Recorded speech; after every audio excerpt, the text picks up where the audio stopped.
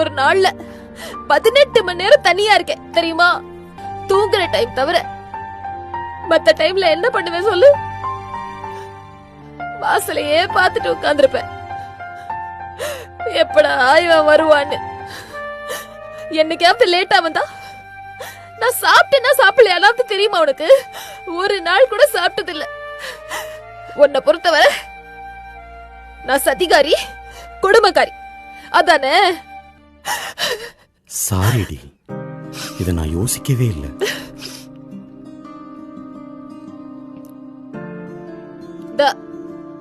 எதுக்கு இப்ப மூஞ்சிய தூக்கி வச்சிட்டு இருக்க? நான் ஏதோ கோவத்துல கத்திட்டேன்.